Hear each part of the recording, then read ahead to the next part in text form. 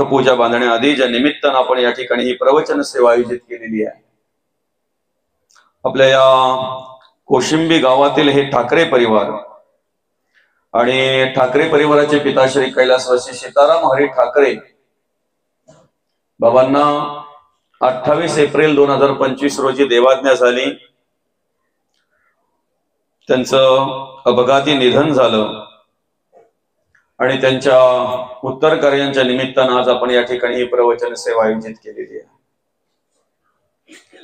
बाबांच्या पश्चात बाबांची मुलं अर्थात भास्कर सीताराम ठाकरे, लीलाताई पुंडलिक भोईर आणि हा संपूर्ण ठाकरे परिवार। माणसाच्या आयुष्यामध्ये किती संघर्ष असावा, कशा पद्धतीचा असावा, माणसाचं आयुष्य किती जरी दुःखामध्ये व्यथित झालं, किती जरी दुःखामध्ये भरलं, तरी त्या माणसाने शेवटच्या श्वासापर्यंत आपल्या जीवनाचा मार्ग शोधत शेवटच्या श्वासापर्यंत कसं जगावं, कसं राहावं, कसं कार्य करावं, याचं एक आदर्शयुक्त उदाहरण म्हणजेच ज्यांच्या उत्तर कार्यांच्या निमित्तानं आपण ही प्रवचन सेवा आयोजित केलेली आहे ते आपले बाबा अर्थात सीताराम हरी ठाकरे। आपलं जे आयुष्याचा जो वस्त्र आहे ना, तो वस्त्र विणतानाच भगवंताने काय केलंय माहितीये का? आपल्या आयुष्याच्या वस्त्राची ओळख करून देत असताना, त्या वस्त्राची माहिती करून देत असताना सुभाषितकार म्हणतात, एक धागा सुखाचा 100 धागे दुखाचे, जरतारी हे वस्त्र माणसा तुझी आयुष्याचे। आमचं आयुष्यच अशा प्रकारे आहे, आमचं जीवनच अशा प्रकारे आहे की हे वस्त्र विणताना 100 धागे दुखाचे लावलेले आहेत। 100 धागे दुखाचे आम्हाला अनुभवायला मिळतात,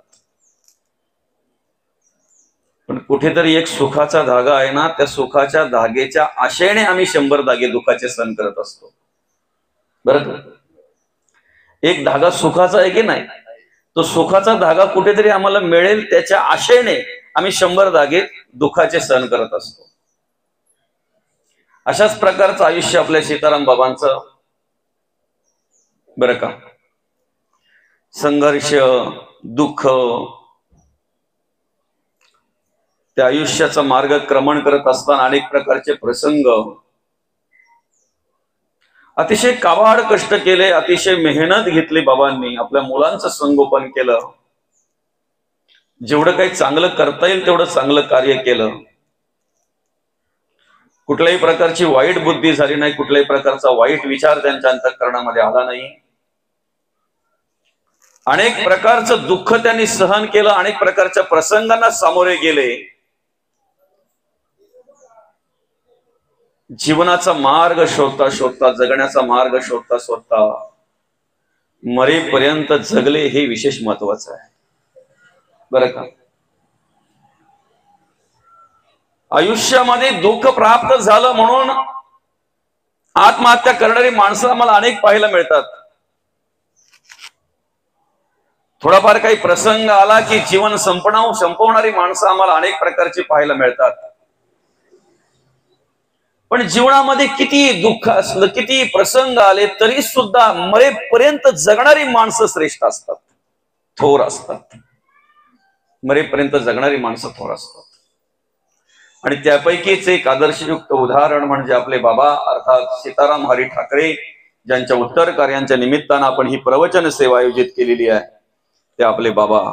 बरं का, आणि म्हणून या ठिकाणी भगवंत आपल्याला मार्गदर्शन करतात, आणि म्हणून भगवंत आपल्याला या ठिकाणी मार्गदर्शन करत असताना म्हणतात, यम यम वापी स्मरण भावम तेजत्यंते कलवरम तम तमे व्यंती कोणते सदा तद्भाव भाविता। आणि या श्लोकावर भाष्य करत असताना माऊली म्हणतात, देवी जितेनी अवसरे जे आवडून जीवी उरे ते मरणाची मेरे फार लागे, आणि मरणी जया जे आठवे तो तेची गती ते पावे, म्हणून सदा स्मरावे मातेची तुवा। 83,99,999 योनी पार केल्यानंतर आम्हाला हा नरदेह मिळालेला आहे, सहज मिळालेला नाही। त्याचं वर्णन असं केलेलं आहे, पाप पुण्य समकृत हा मग नरयोनिशी जायते।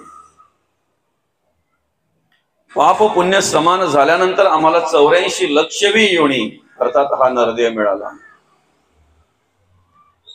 त्या 83,99,999 योनीमध्ये कार्य करत असताना कुठेतरी आमच्याकडून पुण्य घडलं.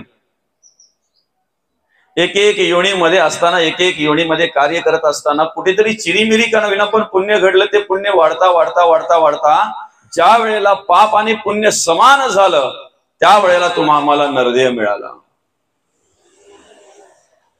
बरं, 83,99,999 योनींकडे जर आम्ही बघितलं आणि नरदेहाकडे जर आम्ही बघितलं, या माणसाकडे जर आम्ही बघितलं तर काही फरक आहे का? बरं, माणसाने मनुष्य देहाचा स्वतःचा विचार करावा की भगवंताने मला कशा पद्धतीने निर्माण केलेलं आहे, कशा पद्धतीने बनवलेलं आहे, कशा पद्धतीने घडवलेलं आहे, कशा पद्धतीने जन्माला घातलेलं आहे, का जन्माला घातलेला आहे. बाकी पशु पक्षी जीव कीटक अनेक आहेत. 83,99,999 आहेत. पण एवढे सगळे असताना सुद्धा नरदेहाला का या ठिकाणी जन्माला घातला, नरदेहाची निर्मिती का केली? कधीतरी माणसाने विचार करावा ना, कधीतरी याचा अभ्यास करावा ना माणसाने. आम्ही कुठून आलेलो आहोत, आम्हाला काय करायचं आहे, काय साध्य करण्यासाठी आम्हाला हा नरदेह दिलेला आहे आणि कुठे जायचं आहे. बोधले महाराज म्हणतात, आलासी कोठोनी जासी कवण रे ठाया घरदार नव्हे तुझी अवधी लटकीच माया. सावध होई बापा काळ लागला मापा प्रपंच गुंतू नको पाय बुडत असे पापा. त्रिकूट कोसल्याने घर सायास केले दोन्ही द्वार लिंपोनी या आत गुंतो गुंतो मेले. सावध झालं पाहिजे माणसाने. आम्ही कुठून आलेलो आहेत, आम्हाला काय करायचं आहे आणि कुठे जायचं आहे याचं स्मरण आम्ही केलं पाहिजे, याचा विचार आम्ही केला पाहिजे. 83,99,999 योनी जे कार्य करू शकत नाही ना, ते कार्य करण्यासाठी आम्हाला नरदेह दिलेला आहे. 83,99,999 योनीतून सुटण्याचा मार्ग जर असेल तर हा नरदेह आहे. मुक्त होण्याचा मार्ग म्हणजे नरदेह आहे, मोकळा होण्याचा मार्ग म्हणजे नरदेह आहे. नेमकं होतंय काय माहितीये का, ज्या वेळेला आम्ही ती जाणीव घ्यायची ना, ज्या वेळेला आम्ही त्या पद्धतीने कर्म कार्य करायचं ना, त्याच वेळेला आम्हाला त्या गोष्टीचं विस्मरण होतंय, आठवण राहत नाही ना, नाही का. चारही बाजूने बंदिस्त भिंत असलेल्या अशा एका मोठ्या ग्राउंड मध्ये एक दृष्टीहीन असलेला मनुष्य गेला, आंधळा म्हणतात त्याला, बरं का. आता तो आतमध्ये गेल्यानंतर बाहेर पडायला मार्ग एकच माऊली. तो फिरतोय फिरतोय पण त्याला काही बाहेर पडायचा मार्ग काही सापडत नाही. आणि म्हणून मग त्या ठिकाणी एक साधू पुरुष त्याला भेटले. त्या साधू पुरुषाने बघितलं की हा दृष्टीहीन माणूस आहे, आंधळा माणूस आहे.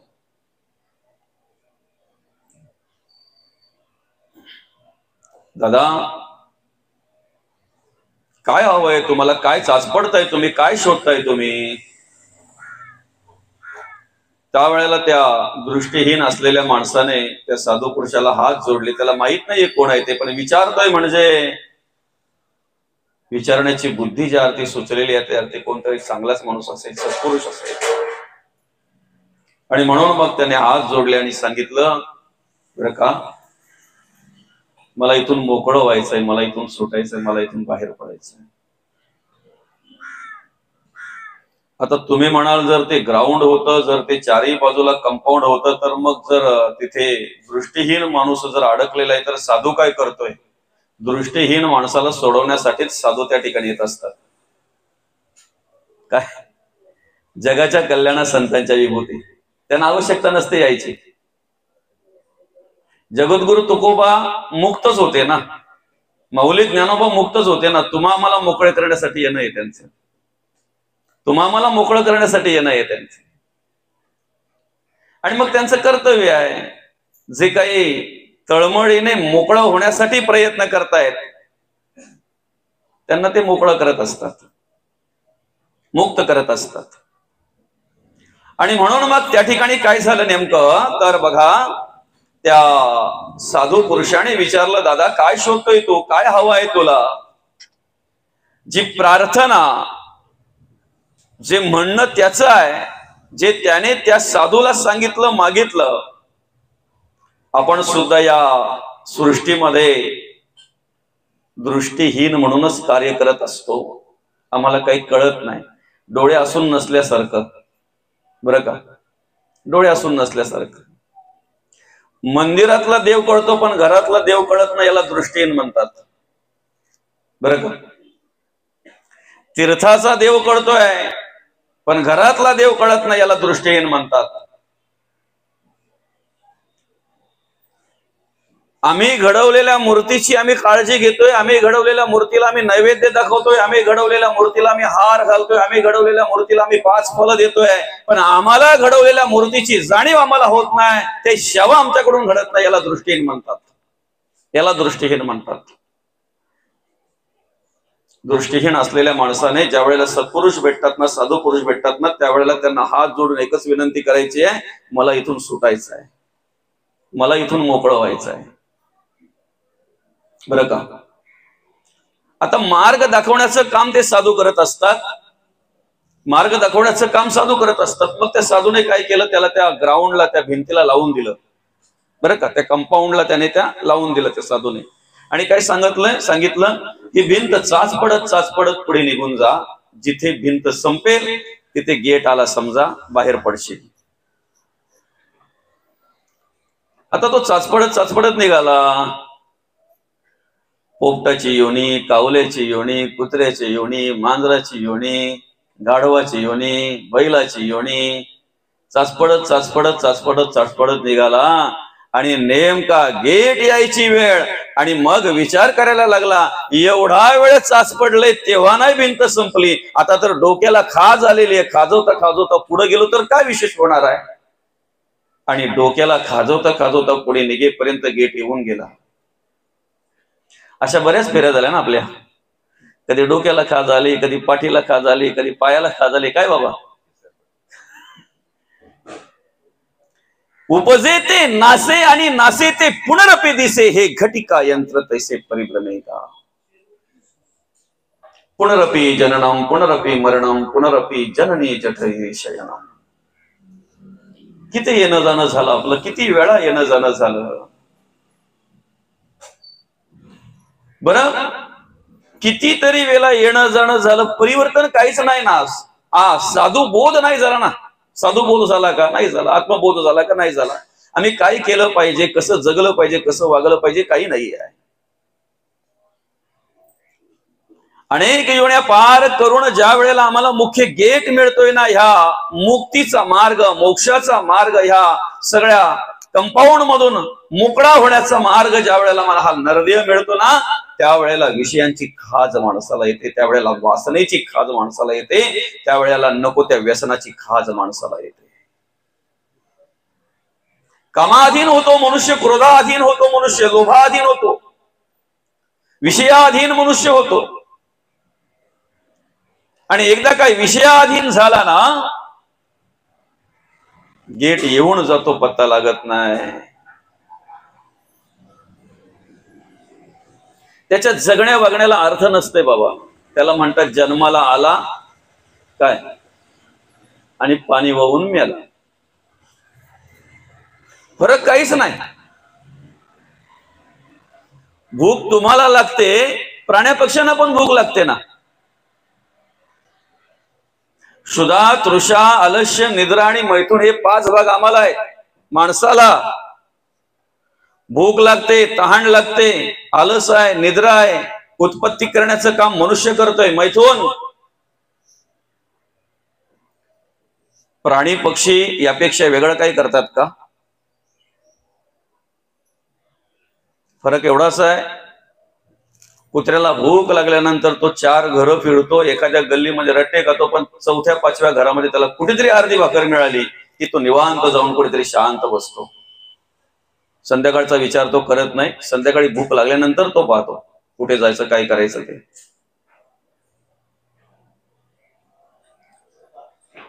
टिचभरच आहे माणसाचं. किती किती पोट, किती मोठं पोट आहे. हातीचं पोट किती मोठं भरतंय, माणसाचं टिचभर आहे. मरतय तरी भरत नाही, हे दुर्दैव आहे. मरतय तरी भरत नाही, हे दुर्दैव आहे. आता परवा मी ज्या वेळेला सकाळी सकाळी अशी गाडी घेऊन एका ठिकाणी प्रवास करत होतो, चाललो होतो, ज्या रस्त्यामध्ये मी गाडीवर चाललो होतो ना, त्याच रस्त्यामध्ये काही असे म्हणजे बरमुडा घातलेली हाफ पॅन्ट आणि टी शर्ट घातलेली लोक सकाळी सकाळी असे धावत होती ती. पण त्यांच्याच बरोबर फुल पॅन्ट फुल शर्ट काकेमध्ये बॅग लटकवलेली लोक पण धावत होती, बरं का. मी विचार करायला लागलो, काही हाफ पॅन्ट वर आहेत, टी शर्ट वर आहेत, तेही धावतायत, आणि काही फुल पॅन्ट फुल शर्ट काकेमध्ये बॅग आहे, हातामध्ये पिशवी आहे, तेही धावतायत. दोघांमध्ये फरक काय आहे? थोडा वेळ थांबलो, निरीक्षण केलं, आणि मग कळलं, जे हाफ पॅन्ट आणि टी शर्ट वर धावतायत ना, ते खाल्लेलं पचावं म्हणून धावतायत, आणि जे फुल पॅन्ट फुल शर्ट आणि काकेमध्ये बॅग घेऊन धावतायत ना, ते गाडी मिळावी म्हणजे खायला मिळावं म्हणून धावतायत. एकाच रस्त्यामध्ये धावतात दोघी, धावण्याची पद्धत दोघांची सारखीच आहे, पण निमित्त दोघांचं वेगवेगळं आहे. प्राणी पक्ष्यांचा जर आम्ही विचार केला तर त्यांचं पोट भरतंय, माणसाचं टिचवरच आहे, मरतय तरी भरत नाही, हे दुर्दैव आहे. भरलं पाहिजे. ज्याच्या जसा गरजा असतील ना, तसा तो वागत असतो. अन्न वस्त्र आणि निवारा ह्या मुख्य गरजा आहेत माणसाच्या. 3 गरजा: अन्न वस्त्र आणि निवारा. राहायला घर पाहिजे, मग ते तुमचं साध्या पद्धतीचं घर असलं तरी निवारा देतंय, आणि करोड रुपयाचा बंगला असला तरी निवारा देतंय. आता करोड रुपयाचा बंगल्यात राहायचं की साध्या पद्धतीच्या घरात राहायचं, हे तुमच्या परिस्थितीवर अवलंबून आहे. 100-150 रुपयाची 100-200 रुपयाची साडी काय, आणि 10,000ची साडी काय? एक 400-500 रुपयाचं पातळ काय लुगडा, आणि 10,000चा लुगडा काय? अंगच झाकायचं आहे ना. तुम्ही चटणी भाकरी खाताय काय आणि पंचपक्वान्न खाताय काय? पोट दोघांनी भरणार आहे, फक्त हे जिभेचे चोचले आहेत. समजतंय ना? ज्याची जशी गरज असेल ना, त्या पद्धतीने त्याची धावपळ चालू आहे.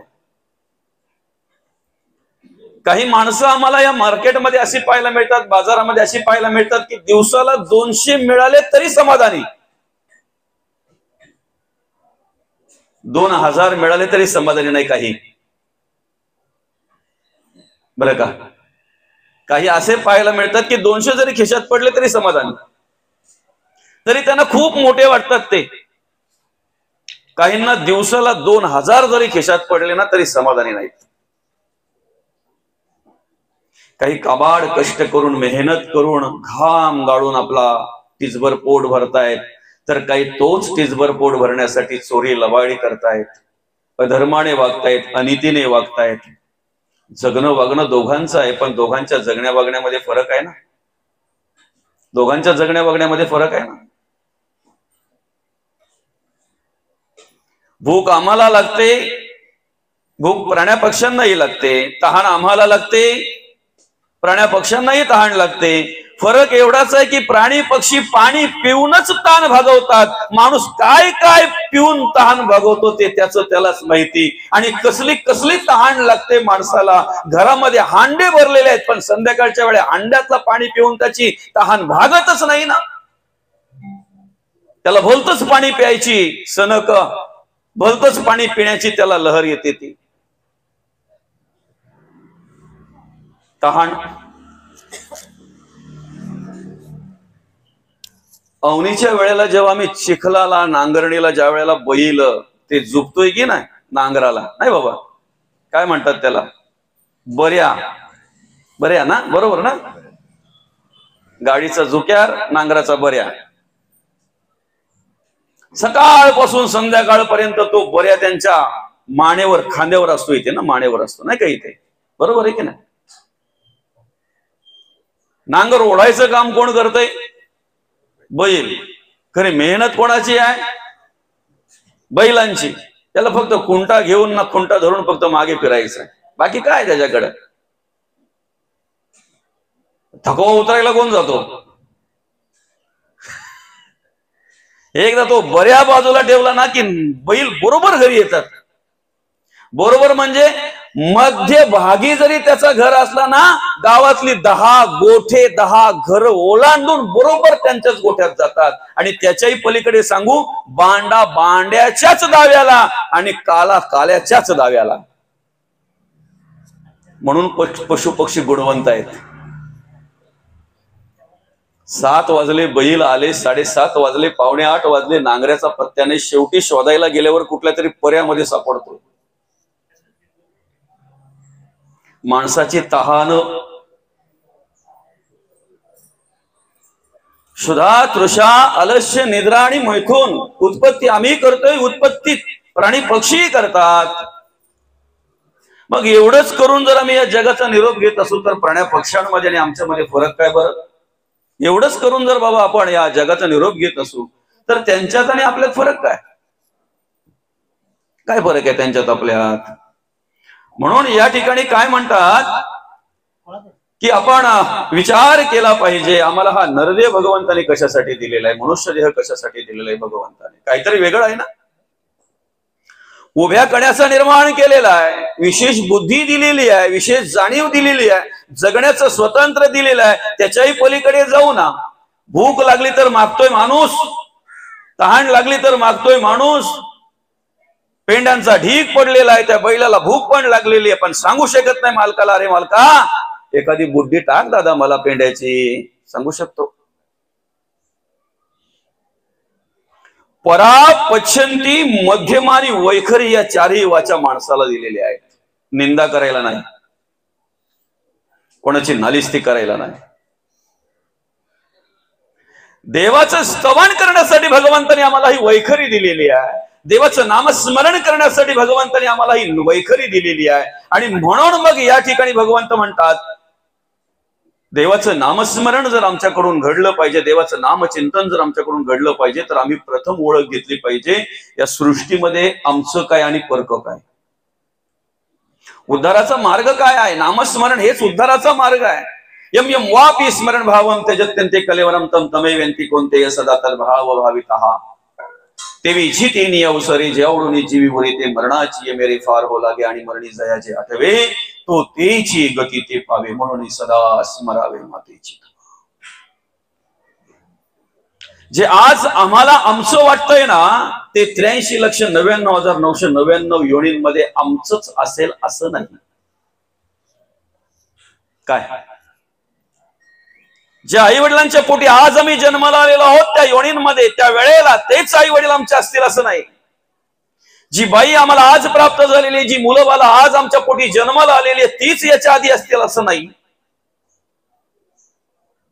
ऋणानुबंधाच्या गाठी आहेत. कर्मयोगे सकळ मिळाले एके स्थळी जन्म आली ती तू आपुली मानिली कैसरी पडत नका.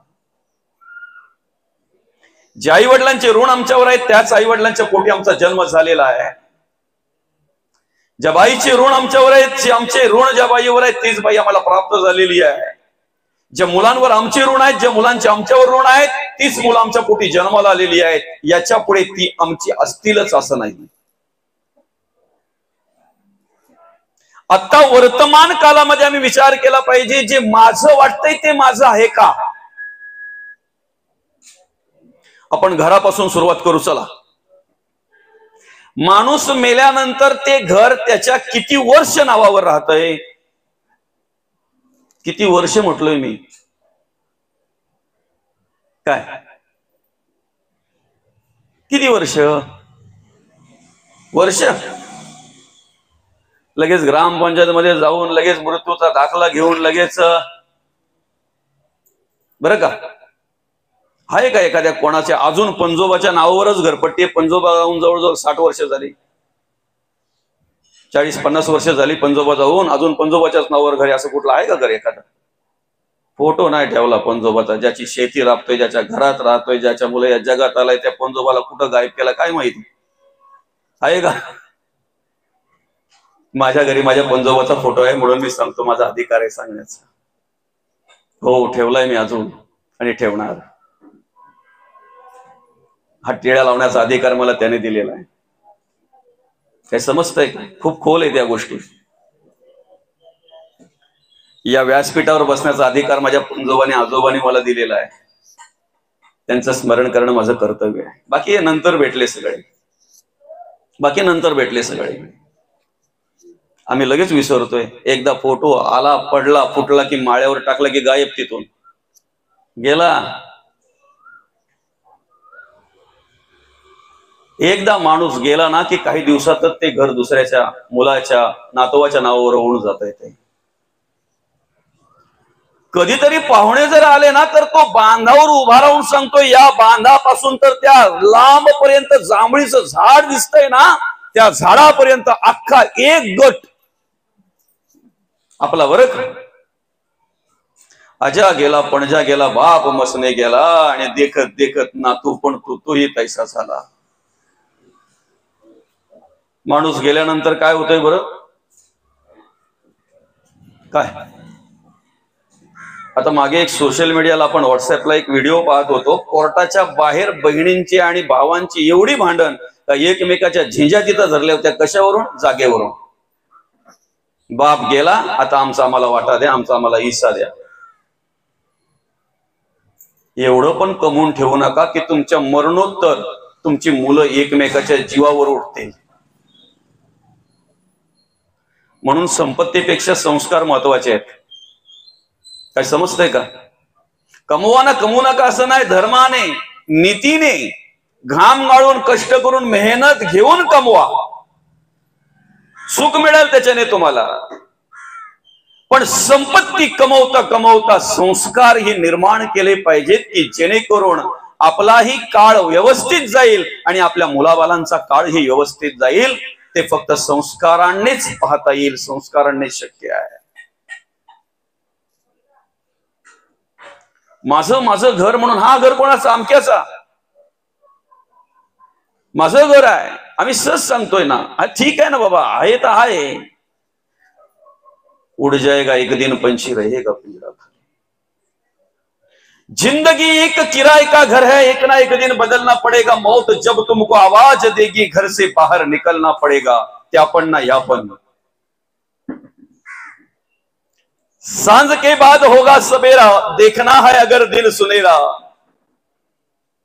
पाव फुलों पे रखने से पहले तुमको कांटों से चलना पड़ेगा. असं म्हणतात. माणसाचं आयुष्यच असं आहे की दुःखाचे डोंगर ओलांडल्याशिवाय सुखाची हिरवळ दिसत नाही. घर झालं, संपत्ती झाली, पैसा अडका झाला, शेतीवाडी झाली, जी मुलं बाला आपली वाटतायत ती कुठपर्यंत आहेत? आता पुढे जाऊ का? दुपारच्या वेळेला जी सावली आपल्याला सोडत नाही ना, 1 वाजताच्या उन्हामध्ये ज्या वेळेला आम्ही प्रवास करत असतो त्यावेळेला आमची सावली आमच्या बरोबर चालत असते. दुपारच्या वेळेला जी सावली आम्हाला सोडत नाही ना, ती सावली संध्याकाळच्या वेळेला आमचीच सावली आम्हाला दिसत नाही. आमचीच सावली आम्हाला एवढी दूर सोडून जाते की आमची सावली आम्हाला दिसत नाही. म्हणून नको नको मना गुंतू माया जाळी, काळ आला जवळी ग्रासावया. काळाची एवढी पडेल बा जेव्हा सोडविना तेव्हा माझे बाप. सोडविना बंधू पाठीची बहीण, सेजीची कामिन दूर राहे. सोडविना राजा आदेशीचा चौधरी, अनेक सोयरी भली भली. म्हणून तुका म्हणे तुला सोडविना कोणी, एक चक्र पाणी वाचून घ्या. नाही कुणाचे कुणी, तुझे नव्हे रे कोणी. अंती जाशील एकला रे प्राण्या माझे माझे. म्हणून बंधू कोणाची, बहीण कोणाची, कोण कोणाचे, सगळे सोयरे मेल्या पाठी सर्वच राहील. तुटतील धागे दोरे प्राण्या माईचा बाजार. 2 दिसाची तुझी जवानी नाही पुढे टिकणार रे. वृद्धपण येताच जवळी वैद्य काय करणार. प्राण्या माईचा बाजार. माईचा बाजार आहे नाही. कामावरून येताना जोपर्यंत आमच्या हातात पिशवी असते ना खाऊची, तोपर्यंत अर्ध्या रस्त्याला आमची पोरं आम्हाला घ्यायला येतात. त्या बापाला वाटतंय माझ्यावर किती प्रेम आहे. आता तुझ्यावर आहे का पिशवीवर आहे? ज्या दिवशी पिशवी बंद होईल तेव्हा कळेल बाप आलाय की नाही आलाय. ही मुलांना माहित नाही. पिशवी बंद झाल्यानंतर आमचं एकमेकावर प्रेम आहे. आमचं सौंदर्य पाहून, तारुण्य पाहून आमची सुंदरता पाहून आम्ही एकमेकावर प्रेम करत असतो, आमचा पैसा अडका पाहून, संपत्ती पाहून आम्ही एकमेकावर प्रेम करत असतो. माणूस गरीब सोयऱ्यांवर जास्त प्रेम करतो का श्रीमंत सोयऱ्यांवर जास्त प्रेम करतो? प्रामाणिकपणे उत्तर द्या. माणूस सोयरे पाहताना पहिले काय पाहतो? असो, ह्या जगामध्ये राहायचंय, सगळं काही कार्य करायचं आहे, ठीक आहे ना. पण जगद्गुरु तुकोबा याच गाथेमध्ये म्हणतायत, सोयरे दायरे दिल्या घेतल्याचे अंत हे काळीचे कोणी नाही. अंत काळीचे कोणी नाही. मग आमचं आहे काय? काय आहे आमचं? घरदार नाही आमचं, बरं का. हाडाची काढ केली त्या बापाने, रक्ताचं पाणी केलं, शून्यातून विश्व निर्माण केलं त्या बापाने त्या मुलासाठी. कशात काही कमी पडला नाही बाप, स्वाभिमानाने जगला, खांब गाळला, मेहनत केली, कष्ट केले. काही जवळ नव्हतं, पण काही जवळ नसताना त्या बापाने त्या मुलाला सांभाळलं, वाढवलं, घडवलं, मोठं केलं. एकुलता एक मुलगा, त्याला एकच मुलगा. चांगलं शिक्षण दिलं त्या मुलाला, चांगली सुशिक्षित शिकलेली मुलगी पाहून दिली, लग्न करून दिलं त्याचं. तो मुलगा लहानपणी, लहान असतानाच त्याची आई त्याला सोडून गेलेली. माझ्या मुलाचे हाल होतील, माझ्या मुलाला कदाचित आईची माया मिळणार नाही, माझ्या मुलाला दुःख सहन करावं लागेल कदाचित, म्हणून त्या बापाने बिचाऱ्याने दुसरं लग्नही केलं नाही. सर्वस्व आणि सगळं त्या मुलालाच अर्पण केलं, सगळं अगदी त्या मुलामध्येच बघितलं. मला मुलासाठी जगायचंय, मला मुलासाठी सगळं काही कार्य करायचं आहे, माझा मुलगा मोठा झाला पाहिजे. प्रत्येक बापाला प्रामाणिकपणे वाटत असतंय, मी कसाही जरी असलो ना तरी माझा मुलगा मात्र मोठा झाला पाहिजे. आम्ही ज्या क्षेत्रामध्ये कार्य करतोय ना, कुठलाही क्षेत्र असू द्या, त्या क्षेत्रामध्ये आमच्या तंगड्या खेचणारे 100 निर्माण होतात, तयार होतात. अगदी 100 लोक तयार होत आहेत. पण ज्या क्षेत्रात आम्ही कार्य करतोय त्या क्षेत्रामध्ये आमची प्रगती व्हावी आणि उत्तर प्रगतीच्या शिड्यात चढाव्यात म्हणून देवाला हात जोडून देवाकडे प्रार्थना करणारा ह्या जगातला एकमेव दैवत असेल तर त्या दैवताचं नाव आहे बाप. त्या दैवताचं नाव आहे बाप. त्या मुलाचं लग्न करून दिलं, त्या मुलालाही एक मुलगा झाला मस्तकी, आणि नातवा बरोबर आजोबा खेळायला लागला. या वृद्ध माणसांना काय लागतंय? पंचपक्वान्न लागतात तुम्हाला? कधीतरी चांगलं चुंगलं घरात केलं ना तर त्या आजी बिचारी ती बाजूला सरते, ते आजोबा बाजूला सरतात, मला हे काय नको, चटणी भाकरी द्या, नुसती बटाट्याची भाजी दिली तरी चालेल, हे काय मला पचत पण नाही. ते नाही लागत त्या वेळेला त्यांना. ते काही तुमचं पंचपक्वान्नाचं ताट नाही लागत त्यांना, गोडधोड त्यांना त्या वेळेला आवडतही नाही. कधीतरी त्या आईला बिचारा चांगलं पातळ घेतलं तर ती कपाटात टाकून देते, राहू द्या कधीतरी येईल नंतर कामा. ही कुठं खराब झाल्यात, ही कुठं जुनी झाल्यात, नवीनच आहे. नवीन कपड्यांची पण गरज नसते त्यांना. नातवंड मांडीवर खेळत असले नाही की त्यांना आनंद वाटतो. मुलांच्यात राहायचं आलं ना, घरामध्ये मुलाबालांसोबत त्यांना राहायचं असलं ना की त्यांना आनंद वाटतो. बाकी त्या वेळेला त्यांना कशाचीच गरज नसते. तोच आनंद आणि तेच त्यांचं आयुष्य असतंय. त्या मुलाला मांडीवर घेणं, त्या मुलाला छान छान गोष्टी सांगणं, त्या मुलाच्या डोक्यावरून, माथ्यावरून, पाठीवरून मायेचा हात फिरवणं, त्याला चांगल्या प्रकारचं शिक्षण देणं, त्याला चांगल्या प्रकारचं शिकवणं, मला असं करायचं असं करू नये, मला तसं करायचं तसं करू नये, बरं का. आणि त्या आजोबाची आवड लागली त्या बाळाला, आजोबाची आवड लागली. आजोबा अजून वृद्ध झाले, वयस्कर झाले, हातपाय चळचळा कापायला लागले त्यांचे. तो मुलगा सकाळी शाळेत गेला आणि संध्याकाळी येऊन पाहतोय तर आजोबा घरात नाहीयेत. आई बाबाला विचारतोय, आई बाबा आजोबा कुठे गेले? सांगितलं त्यांनी, आजोबा गावाला गेले. बरेच दिवस झाले ना तुझे आजोबा कुठे गेले नव्हते? आम्ही सांगितलं त्यांना, गावाला जा, थोडे दिवस राहा, आनंदात राहा, बरं का, तीर्थाला वगैरे जा, तीर्थक्षेत्री जा, आणि मग आजोबा तुझे तीर्थक्षेत्र गेलेत, गावाला गेलेत, कधी येतील आजोबा? येतील, येतील, येतील. रोज सकाळी तो मुलगा सकाळी उठला की पहिला प्रश्न असायचा, आजोबा कधी येतील? आठवडा झाला, महिना झाला, 4 महिने झाले, 6 महिने झाला, वर्ष झाला, आजोबा येत. आणि दुसऱ्या वर्षी त्या मुलाचं, शाळेतल्या मुलांना त्या शिक्षकांनी एका वृद्धाश्रमाला भेट द्यायला घेऊन गेले. ऐकताय ना? हे पुराणातलं नाही चाललं बरं का, हे पुराणातलं नाही, हे चालू वर्तमान काळातलं, या कलियुगातलं आहे, आणि सत्य परिस्थिती, सत्य घडलेली हकीकत आहे. आज आम्हाला आमच्या समाजामध्ये, आमच्या आजूबाजूला किती दरिद्री विचार आम्हाला पाहायला मिळतात, किती घाणेरडे विचार आम्हाला पाहायला मिळतात. आम्ही स्वतःला परमार्थिक समजतोय, आम्ही स्वतःला भक्ती करणारे समजतो, आम्ही स्वतःला देव कार्य करणारे समजतोय, आम्हाला देवच कळला नाही. त्या वृद्धाश्रमात ज्या वेळेला ती मुलं गेली, त्यावेळेला त्या आजोबांनी बघितलं, अरे माझा नातू धावणार. ते आजोबा त्याला बघितल्या बरोबर पण त्यांनी नियंत्रण केलं, नको, आता माझी दाढी वाढलेली, माझ्या सुरकुत्या पडलेल्या आहेत, माझ्या नातू मला ओळखू शकत नाही. डोळ्यामध्ये अश्रू आणले आणि फक्त नातवाला पाहत राहिले. ते आजोबा नातवाकडे पाहत राहिले. जवळ जायचं आहे पण जवळ जाऊ शकत नाही.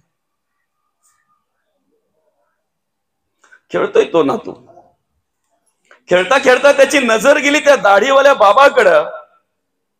साधारणतः आजोबासारखे वाटले त्याला, पण तेवढ्यात त्याच्या मनामध्ये असा विचार आला की नाही, आमच्या आजोबा असे दाढीवाले नव्हते. आणि खेळता खेळता ज्या वेळेला तो मुलगा पडणार ना, तेवढ्यात त्या आजोबांच्या तोंडून पटकन शब्द निघला, बाबू लागलं का रे तुला?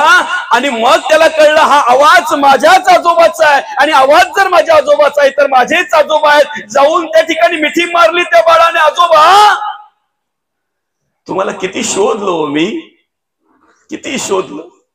माझी आई माझ्याशी खोटी बोलली, माझे बाबा माझ्याशी खोटे बोलले, तीर्थाला गेलेत, गावाला गेलेत, बाबा तुम्ही इथे आहात? होणारे बाळा, 2 वर्ष झाले मी इथे. दादा तुला सांगितलं नाही ना. पुढचं ऐका ना काय झालं. त्या मुलाने हट्ट पकडला, त्या शिक्षकांना सांगितलं, माझ्या आजोबांना जर घरी घेत असाल तर मी येईन, नाहीतर जिथे माझे आजोबा तिथे मी. मुलांनी समजवण्याचा प्रयत्न केला, शिक्षकांनी समजवण्याचा प्रयत्न केला, मुलगा काही सांगून ऐकेना. मग शेवटी आई वडिलांना फोन करून बोलवलं. आई वडिलांनी समजवण्याचा प्रयत्न केला, पण त्या मुलाने एवढा हट्ट धरला, काही केल्या मी येणार नाही, जिथे माझे आजोबा तिथे मी. कारण आजोबांनी दिलेलं प्रेम होतं, ते आजोबांनी केलेले संस्कार होते, ते आजोबांनी केलेलं मार्गदर्शन होतं. ते मायेचा हात त्या मुलाच्या डोक्यावरून, पाठीवरून आजोबाचा फिरला होता. शेवटी मुलाच्या हट्टापायी त्या वडिलांना घरी आणावं लागलं. म्हणून तर कोण कोणाचा पिता जगी या माता, ही कवणाची कन्या, पुत्र ही नसते आपले भार्या तर परक्याकडची.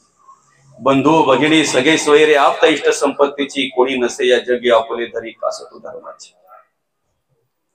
जोपर्यंत आमच्याकडून सगळं काही कार्य घडतंय ना, एकमेकाची आशा अपेक्षा पूर्ण होतात, तोपर्यंत आमचं प्रेम ओसंडून वाहत असतंय. पण ज्या दिवशी आमचं शरीर थकलं जातंय ना, त्या दिवशी घरातलेच म्हणतात, आता आमचे बाबा काही कामाचे नाही राहिले. मान्य करतात, ते स्वतः बोलून दाखवतात, आता आमची आई काही कामाची नाही राहिली. म्हणजे कामाचे होते तोपर्यंत त्यांना वापरून घेतले, तोपर्यंत त्यांच्याकडून पाहिजे त्या अपेक्षा पूर्ण करून घेतल्या. आज ते कामाचे राहिले नाहीत, म्हणून कित्येक घरामध्ये वृद्ध माणसाच कोपऱ्यात बसलेली पाहायला मिळतात आम्हाला. कुठल्या देवाची पूजा करताय रे तुम्ही? कुठल्या देवीची सेवा करताय रे तुम्ही? कुठल्या देवाचे नवेश फेडताय तुम्ही? या जगामध्ये ज्या देवांनी आपल्याला आणलं ना, या जगामध्ये ज्या देवांच्या गुणी आपण कार्य करतोय ना, ते देव आपल्याला जर कळले नाहीत, त्या देवांची सेवा जर आपल्याकडून घडली नाही, तर बाकी कितीही जरी तीर्थाला गेलो आणि कितीही जरी देवांना देवदेव केलं तरी सुद्धा कुठल्याही देवाची कृपा आपल्यावर होणार नाही. हे तेवढंच सत्य आहे, हे तेवढंच सत्य आहे. आणि म्हणून आम्ही ज्याला आमचं समजतोय ते कुठपर्यंत आमचं याचा विचार केला पाहिजे. आता हे सगळं जाऊ द्या, चला घरदार बघितलं, शेतीवाडी बघितली, संपत्ती, पैसा, अडका, मुलं बाल, सगळं कमीत कमी ज्या देहाच्या बळावर आम्ही हे सगळं कार्य करतोय तो देह तरी आमचा आहे का? देह हे काळाचे, धन कुबेराचे, येथे मनुष्याचे काय आहे? तुझे तुझं नव्हे हे शरीर, तो इतरांचा काय विचार, एक भगवंत साचार धरी भावार्थ बळे. ते शरीर सुद्धा आमचं नाही आहे ना, तो देह सुद्धा आमचा नाही आहे ना. ज्या वेळेला आम्हाला दृष्टीची गरज असते त्याच वेळेला आमची दृष्टी जाते ना. ज्या वेळेला आम्हाला ऐकायला यावं असं वाटतंय त्याच वेळेला आमचं ऐकणं बंद होतंय ना. ज्या वेळेला आम्हाला आमच्या स्वतःच्या पायावर उभं राहायचं असतंय, ज्या वेळेला घरातले सगळे आधार बाजूला झाले जातात, त्यावेळेलाच आम्हाला काठीचा आधार घ्यावा लागतो ना. कारण आमचं अंग, आमचं पाय, आमचे हात पाय चळचळा कापत असतात, आमच्या शरीरामध्ये त्राण राहिलेलं नसतंय. शरीर जर आम्ही आमचं म्हणतोय, माझं म्हणतोय, तेही जर माझं नसेल तर माझं या जगात आहे काय? काय आहे? म्हणून जिंदगी एक किराए का घर है. भाडे तत्वावर ज्या वेळेला एखादा माणूस राहतोय ना एखाद्या घरामध्ये, एखाद्या रूम मध्ये, त्यावेळेला त्याचा ऍग्रीमेंट केला जातो. सोडायची तारीख त्या पेपरवर लिहिलेली असते. फरक एवढाच आहे, इथे आमचं ऍग्रीमेंट झालेलं आहे, सोडायची तारीख आम्हाला माहिती नाहीये. आहे कोणाला माहिती? इथे जन्मतारीख माहिती आहे, मृत्यूची तारीख माहिती आहे का? बाबांच्या फोटोवर जन्मतारीख लिहिलेली आहे 1 जानेवारी 1933. बरोबर आहे की नाही? मृत्यूची तारीख आधीच लिहिली होती का आता लिहिली बरं 28 तारखेनंतर? जन्म झालेला आहे, मृत्यू 100% सत्य आहे. मृत्यूला पर्याय नाही आहे. मृत्यूला पर्याय आहे का? म्हणून तर महादेव आधीच जाऊन बसलेत. पर्याय नाही ना. तुमच्या गावात शंकराचं मंदिर आहे का? आहे ना. ज्या ठिकाणी लिंग असते त्याला शिवालय म्हणतात, आणि ज्या ठिकाणी प्रत्यक्ष महादेव वास्तव्य करतात त्याला शंकराचं, महादेवाचं मंदिर म्हणतात. आणि ते शंकराचं, महादेवाचं मंदिर म्हणजे स्मशानभूमी आहे. काही समजतंय का? आहे का? कोशिंबीमध्ये साधारणतः घरं किती असतील बरं? अंदाजे बाबा, अंदाजे 100-125 नाही का? 100-125. अनेक सुशिक्षित माणसं आहेत, काही अशिक्षित पण माणसं आहेत नाही का? काही श्रीमंत आहेत, काही गरीब आहेत, काही रंगाने काळी आहेत तर काही रंगाने गोरी आहेत नाही का? साधारणतः 25-30 तरी स्मशानभूमी असतील तुमच्या बहुतेक कोशिंबीमध्ये. किती आहेत? हा, एकच. श्रीमंत मिली तरी आणि गरीब मिली तरी, काळी मिली तरी, गोरी मिली तरी, अशिक्षित, सुशिक्षित. मग आपण जे बोलतो त्याची माझ्या पुढे उभे राहायची लायकी का? या लायक्या बिक्या सगळे तिथे गेल्या का सगळ्यांच्या सारख्याच? काय बरं, मी गरिबांच्या मैतावर गेलो अनेक वेळेला, गरिबांच्या कफनाला खिसा नसतो. तुम्ही श्रीमंताच्या कफन बघितलाय का बरं? कफनाला खिसा असतो श्रीमंताच्या? नाही. मग काय फरक आहे गरीबाच्या मृत्यूमध्ये आणि त्याच्या मृत्यूमध्ये? कफन को जब नहीं होती. आम्ही जो अहंकार अभिमान धरून जो उभा आहेत ना, आम्ही जो अहंकार अभिमान धरून जो वागतोय जगतोय ना दादा, जोपर्यंत आत्मा आहे तोपर्यंत त्या आत्म्याची साथ आहे तोपर्यंत. म्हणून तो असतानाच आम्ही विचार करायचा आहे राम नाम सत्य आहे. गेल्यानंतर किती जरी कोणी बडबडलं तरी जो गेलाय त्याला त्याचा काही फायदा होत नाही. अर्थात असताना आम्ही विचार केला पाहिजे, चाले हे शरीर कुणाचे सत्य, कोण बोलवी ते हरिविणा, देखवी ऐकवी एक नारायण, तयाचे भजन चुकू नका. मृत्यू 100% सत्य आहे.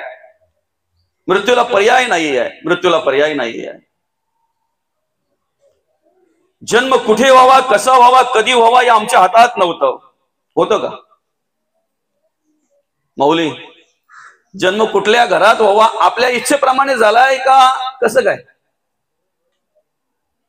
आणि आपल्या इच्छेप्रमाणे जर जन्म मागितल्यानंतर जर आपल्याला मिळण्यासारखं असतं, आम्ही सांगू त्याच ठिकाणी जन्म आमचा झाला पाहिजे, तर सांगा तुम्ही कुठे जन्म मागितला असता? कुठे जन्माला यावं असं वाटलं असतं?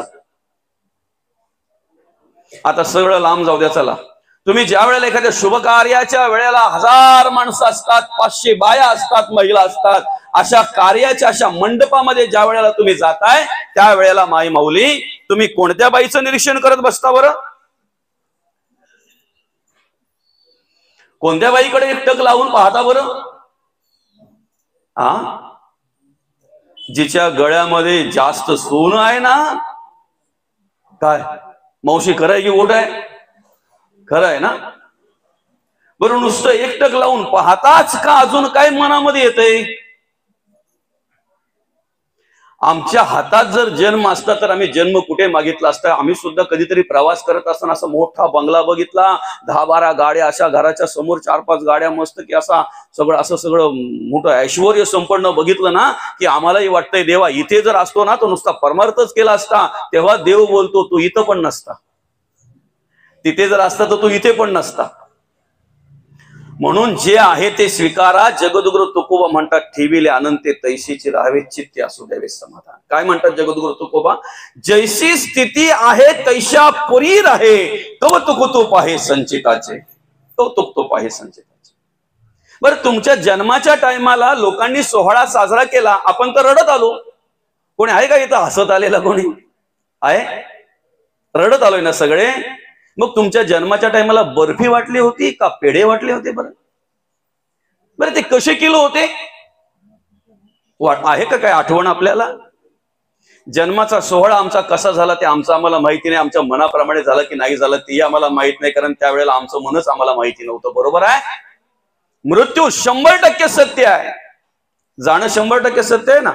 तर कोणी असं एखादं पत्र घेऊन आलंय कोणाचं, तुम्हाला जाणं नाही, तुम्हाला मृत्यू नाही, काय तिथे काही ओळख पालक चालत नाही. अमुक ऑफिसर माझ्या ओळखीचा आहे, मंत्री अमुक माझ्या ओळखीचा आहे, प्रधानमंत्री माझ्या ओळखीचा आहे, मुख्यमंत्री माझ्या ओळखीचा आहे, अजून कोण अजून मोठा क्लास 1 ऑफिसर माझ्या ओळखीचा आहे, त्याच्या हातात सगळे सह्या आहेत, अधिकार त्याला आहे. तिथे काही नाही आहे. राजा असता मृत्यूला लक्ष कोटी कबूल झाला तरी सोडेना तयाला मृत्यू काही. कोणी असू द्या, कसंही असू द्या, मृत्यू कोणालाही सोडत नाही. जन्म झालेला आहे, मृत्यू 100% सत्य आहे. जन्म आमच्या हातात नाही, मृत्यू कधी यावा, ऐकताय ना, कसा यावा, कुठे यावा हेही आमच्या हातात नाही, आमच्या हातात नाही. ज्यांच्या उत्तर कार्यांच्या निमित्ताने या ठिकाणी आपण ही प्रवचन सेवा आयोजित केलेली आहे, त्या बाबांच्या स्वप्नातही नसेल की घर सोडल्यानंतर तो रोड क्रॉस करत असताना त्या ठिकाणी जात असताना मी त्या जागेवर पोचेन की नाही पोचेन, उद्याचा सूर्य मी पाहिन की नाही पाहिन, पुन्हा मी माझ्या मुलाबालांमध्ये येईन की नाही येईन, मी माझ्या नातवंडांना पाहिन की नाही पाहिन, हे बाबांच्या स्वप्नातही नसेल. माणसाचा देह म्हणजे पाण्याचा बुडबुडा आहे, क्षणभंगुर नाही भरवसा. आणि म्हणून मृत्यू 100% सत्य आहे. जन्म झालेला आहे, मृत्यू 100% सत्य आहे. जन्म कुठे बाबा आम्हाला आमच्या हातात नव्हतं. मृत्यू कुठे यावा, कधी यावा, कसा यावा हे आमच्या हातात नाही आहे. पण जन्म आणि मृत्यू याच्या मधला काळ जो आहे ना, त्याला आयुष्य म्हणतात. ते आयुष्य आमच्या हातात आहे. आयुष्य किती असावं ते आमच्या हातात नाही आहे, पण आयुष्य कसं असावं हे आमच्या हातात आहे. आणि ते आयुष्य सुंदर जर जगायचं असेल, आयुष्य जर अगदी जर त्या आयुष्याचा आनंद घ्यायचा असेल तर आम्ही काय केलं पाहिजे, त्याचं एक सूत्र या श्लोकामध्ये भगवंताने आम्हाला सांगितलेलं आहे. तुम्ही काही करू नका, फक्त देवाचं नामस्मरण करत राहा, देवाचं नामचिंतन करा. यम यम वापी स्मरण भावम त्यजत्यंते कलेवरम तम तमेवंती कोणते सदा तद्भाव भाविता. हा काय म्हणतात मौने, तेवी जितेनी अवसरे जे आवडून जीवी उरे ते मरणाची वेरे फार हो लागे, आणि मरणी जया जे आठवे तो तेची गती ते पावे, म्हणून सदा स्मरावे मातेची तुवा. आम्ही जर आमच्या मुलाबाळांवर प्रेम केलं, आम्ही जर आमच्या संपत्तीवर प्रेम केलं, जर आम्ही आमच्या पैशावर अडक्यावर जर प्रेम केलं, तर तेच आम्हाला शेवटच्या वेळेला आठवत असेल, आणि जे आम्हाला शेवटच्या वेळेला आठवत आहे तेच जर आम्हाला मरणोत्तर प्राप्त होत असेल, तर बाकीच्या गोष्टी सगळ्या बाजूला ठेवून आम्ही भगवंताचं नामचिंतन केलं पाहिजे. कारण आम्ही आज जो अट्टास करतोय ना, तो आजचा अट्टास आतापासूनचा आमचा याच्यासाठी आहे, शेवटचा दिवस गोड व्हावा. शेवटचा दिवस आम्हाला माहिती नाहीये, पण शेवटचा दिवस गोड व्हावा असं जर वाटत असेल, तर आम्ही आजपासून